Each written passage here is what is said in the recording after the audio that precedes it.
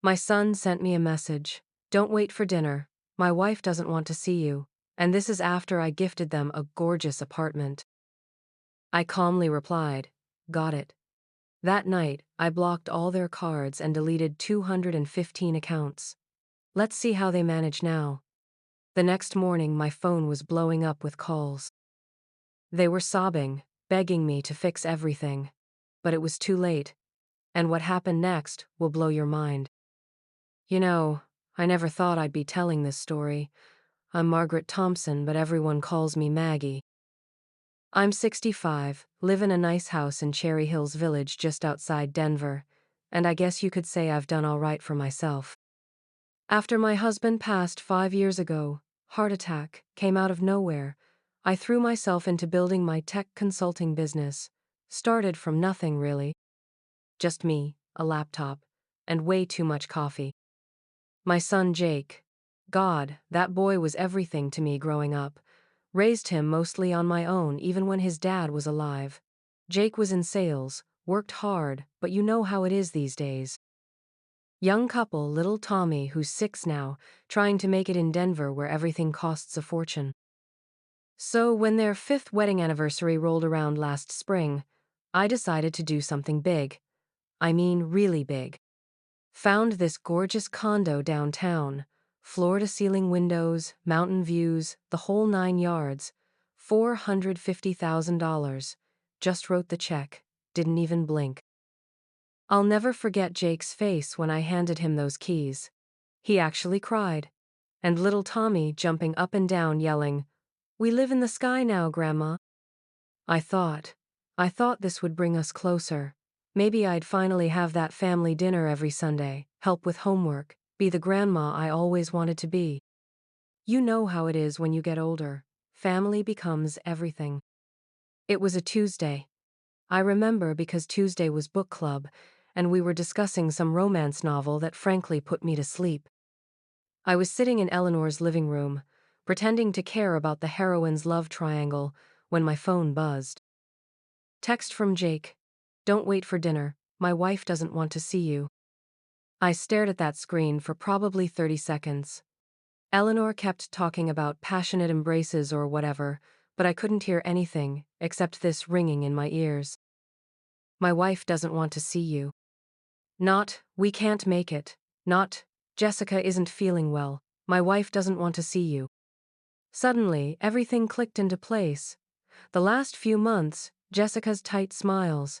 How she'd find excuses to leave the room when I visited. The way she'd cut conversations short, always had somewhere else to be. And Jake, my sweet Jake, just going along with it, probably getting an earful every time I left. I typed back, got it.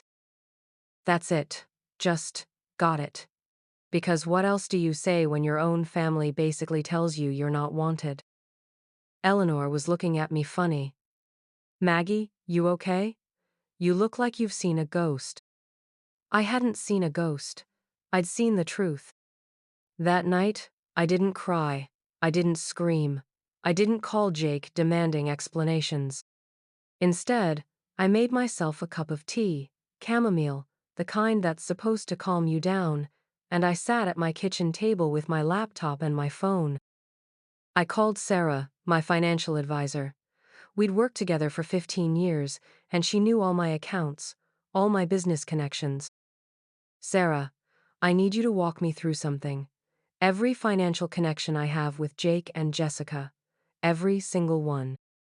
She was quiet for a moment. Maggie, what's going on? Just humor me. So we went through it all. The credit cards I'd added them to for emergencies, which had become their grocery money, their gas money, their everything money. The joint account I'd set up to help with Tommy's expenses. The car lease I was co-signing. The insurance policies where I was covering the premiums. And then there were the professional connections. See? When you've been in business as long as I have, you know people. The right people. I'd made calls for Jake's job interviews, written recommendations, vouched for him with clients. My reputation opened doors. How many accounts and contacts would you say we're talking about, Sarah? Business accounts, personal accounts, professional references. Maggie, We're looking at maybe 215 different connections where your name or money is involved. 215. I wrote that number down on a sticky note and put it right in the middle of my kitchen table. I started at midnight, seemed appropriate somehow. First, the credit cards. Called each company, explained I was removing authorized users due to family circumstances. The customer service reps were so polite, so helpful. Of course, Mrs. Thompson, we'll have those cards deactivated within the hour.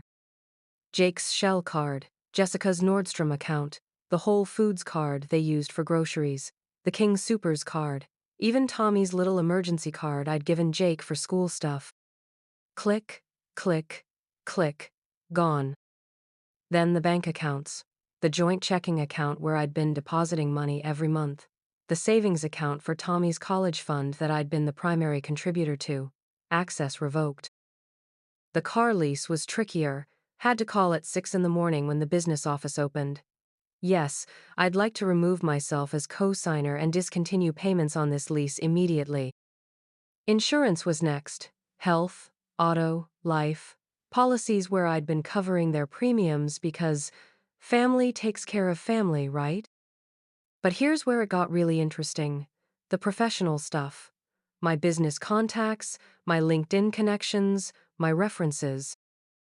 I'd spent 30 years building relationships in Denver's business community. Jake's current job?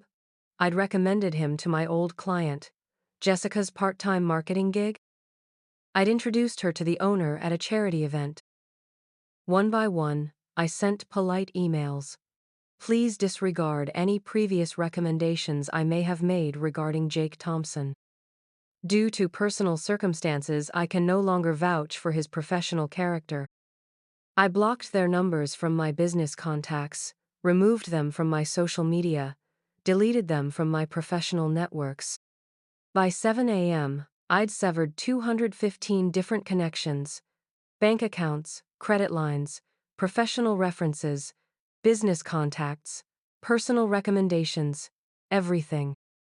I made myself breakfast, scrambled eggs, just how I like them, and for the first time in months, I felt peaceful. My phone started ringing at 8:47 a.m. Jake, of course. I let it go to voicemail. Then another call. Then another. The first voicemail was confused. Mom, hey. Something weird happened with our Visa card at Starbucks this morning. Can you call me back? The second one, 20 minutes later, had a different tone. Mom, seriously, all our cards are getting declined. What's going on? By the third call, I could hear Jessica in the background. She was. Well, let's just say she wasn't happy. Then my phone buzzed with a text from Jake. Mom, Jessica's freaking out. The grocery store, the gas station, nothing's working. Please call me back. I was actually getting my nails done when the fourth call came in. Jessica this time, and I almost felt bad for my manicurist because I put it on speaker by accident. Margaret, what the hell did you do? We're standing in King Soopers with a cart full of groceries, and Tommy asking why the card won't work. This is insane. I calmly told my manicurist I'd take ballet slipper pink and ignored the call. But it didn't stop. Jake called my office. Jessica called from different numbers. They even had poor Tommy call once. I could hear Jessica coaching him in the background. Tell Grandma we miss her. The really fun part started around noon. That's when Jake's boss called him. Apparently, some of my business contacts had been asking questions about previous recommendations. Jake's afternoon meetings got mysteriously canceled. Jessica's marketing client suddenly decided they were restructuring and wouldn't be needing her services. By 5 p.m., my voicemail was full. 23 messages, each one more desperate than the last. The best one? Jessica sobbing into the phone. Margaret, I don't understand what's happening. Everything's falling apart. The car payment bounced, Tommy's insurance got canceled, and Jake might lose his job. Please, whatever we did, we're sorry. Whatever we did. As if she didn't know exactly what she did. They showed up at my house at 7:30 that evening. I was watching the news, enjoying a quiet Tuesday night, when I heard Jake's car in my driveway.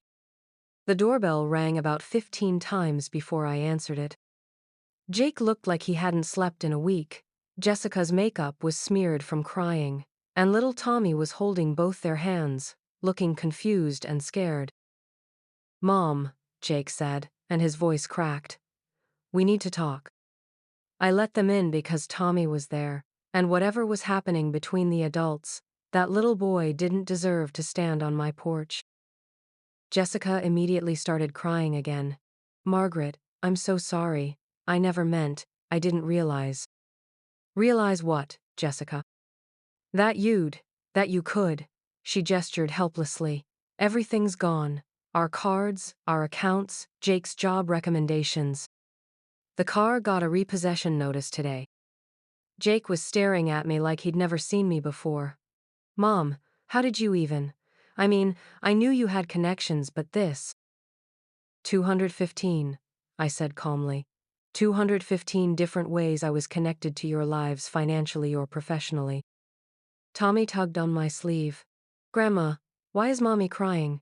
Did we do something bad?" That almost broke me. Almost.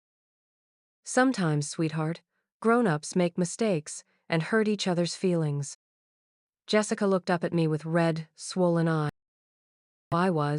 I know I wasn't always nice, but this is crazy. We could lose everything. "You should have thought about that," I said, "before you decided I wasn't welcome in my own son's life." Jake finally found his voice. "Mom, Jessica was just. She felt like you were always around, always helping, and it made her feel like we couldn't handle things ourselves. So instead of talking to me like adults, you decided to just shut me out?" "I told Jake that message was too harsh," Jessica said quickly. "I said we should just make excuses, not be so direct." So she did know. She knew exactly how cruel that message was. What happened next, I honestly didn't see coming. Jake turned to Jessica, and his face. I'd never seen him look at her like that before. Cold. Really cold. "You told me to send that message," he said quietly. "Jake, no, I just said." "You said, and I quote, 'Tell your mother my wife doesn't want to see her. Maybe that'll get the point across.'" Jessica's face went white. "And then," Jake continued, "you said if I didn't send it exactly like that, you'd take Tommy and go stay with your sister in Phoenix for a while." I felt like I'd been punched in the stomach. She'd threatened to take my grandson away if Jake didn't deliver that cruel message word for word. But Jake wasn't done. "Mom, while we're being honest here, there's something else Jessica hasn't told you. Show her the credit card statements, Jess." "Jake, don't." "Show her." Jessica reluctantly pulled out her phone and showed me her banking app. I saw charges I didn't recognize. Expensive charges, spa days, shopping trips, restaurants I'd never heard of. "She's been using your credit cards for months," Jake said. "Not for groceries, not for Tommy. For herself. Massages, designer clothes, girls' trips to Vail." I looked at the numbers on that screen. Thousands and thousands of dollars. And the best part? She's been telling her friends that her rich mother-in-law is so desperate to be liked that she'll pay for anything. Jessica was sobbing now, but they weren't sorry tears anymore. They were angry, desperate tears. "Jake, how could you? We're supposed to be a team." "A team?" Jake laughed, but it wasn't a happy sound. "A team doesn't threaten to take someone's kid away. A team doesn't make someone choose between their wife and their mother." He looked at me with tears in his eyes. "Mom, I am so sorry. I should have stood up to her months ago." Tommy was still holding Jessica's hand, looking back and forth between his parents like he was watching a tennis match he didn't understand. "I want a divorce," Jake said quietly. And that's when Jessica completely lost it. That was 6 months ago. Jake and Tommy live in the apartment now, the one I bought.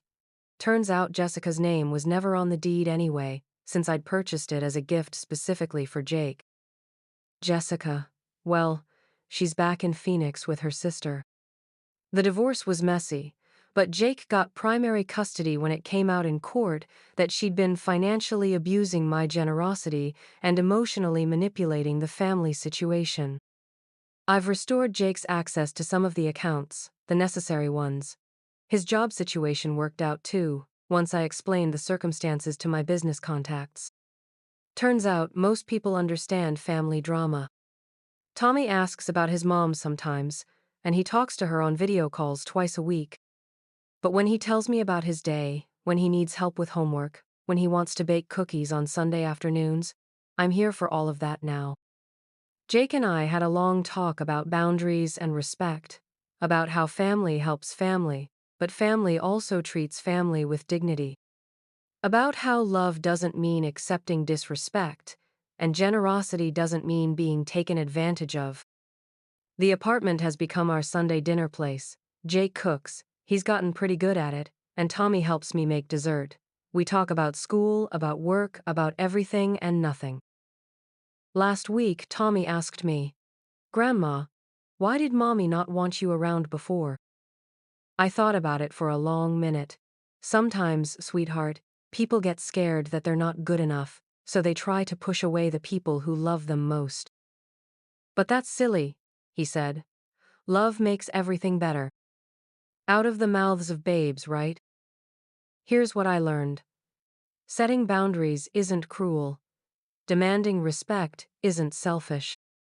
And sometimes, the people who love you most are the ones who need the strongest reminders that your kindness isn't weakness. I'm not the same woman who used to let people walk all over her just to keep the peace. I'm not the grandmother who was grateful for whatever scraps of attention my family threw my way. I'm Maggie Thompson. I built a business from nothing. I raised a good man, and I'm raising a pretty amazing grandson. And if you don't want me at your dinner table, well, that's your loss. But don't come crying to me when you realize what you gave up.